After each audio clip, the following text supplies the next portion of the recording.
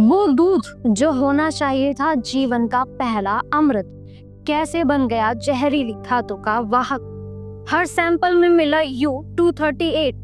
70% नवजात बच्चों पर मंडराया स्वास्थ्य का खतरा। क्या है इस दूषण की जड़?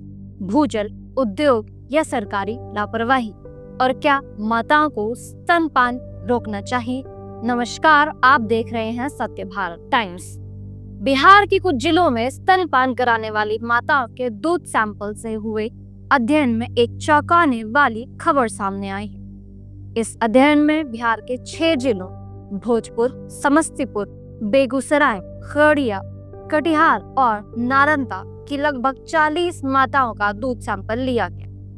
सभी सैंपल्स में धातु तत्व यानी कि मेटालिक एलिमेंट्स की स्थिति पाई गई है, जिसे यूरेनियम U-38 कहा गया है।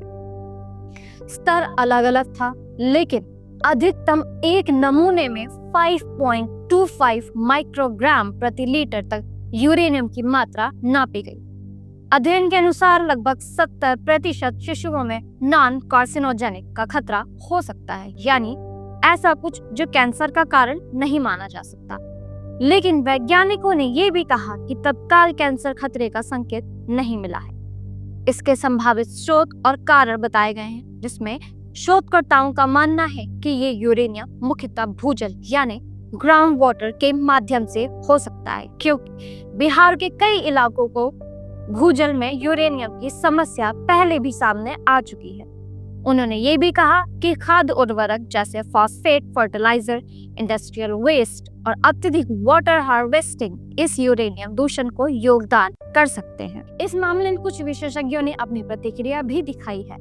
कहा, एम्स दिल्ली के डॉक्टर अशोक शर्मा, जो इस अध्ययन में सहयोगी लेखक हैं, उन्होंने कहा कि हालांकि यूरेनियम मिला है, फिर भी माताओं और बच्चों पर वास्तविक स्वास्थ्य प्रभाव अपेक्षाकृत कम होने की संभावना है। न्यूक्लियर साइंटिस्ट डॉक्टर दिनेश के ओसवाल, जो पूर्व BARC अधिकारी भी रह चुके हैं, उन्होंने कहा कि इस स्तर पर सार्वजनिक स्वास्थ्य में तुरंत घबराने की जरूरत नहीं है। जो मात्रा मिली है वह सुरक्षित मानी जा सकती है।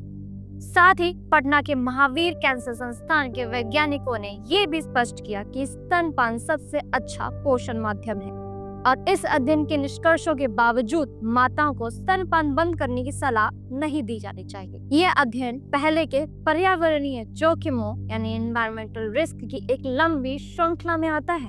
बिहार पहले ही गोलरीय धातु यानी स्फेरिकल मेटल्स जैसे आर्सेनिक, शीशा यानी लीड और जल दूषण जैसी समस्याओं से जूझता रहा है।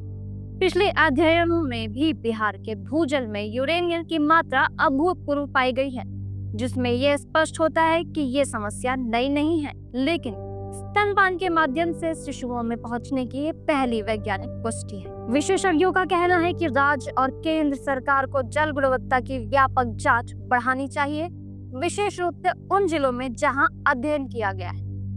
बायोमॉनिटरिंग की आवश्यकता है, मतलब नियमित चेकअप और सैंपल एनालिसिस, ताकि यूरेनियम के स्वास्थ्य प्रभावों का ट्रैक रखा जा सके। परिवार को स्वच्छ जल स्रोत जैसे RO फिल्टर, सुरक्षित पाइपलाइन की सुविधा देने की दिशा में कदम उठाने होंगे।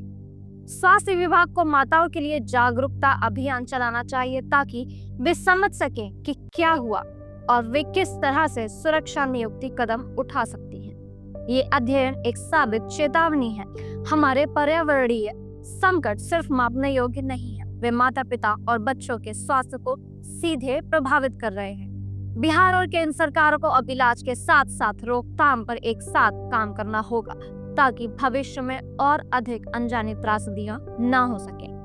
हम इस खबर को और आगे आने वाली सरकारी और वैज्ञानिक पहल को नजर पर रखेंगे और आपको आगे अपडेट देते रहेंगे। देखते रहिए सत्य भारत टाइम्स। नमस्कार।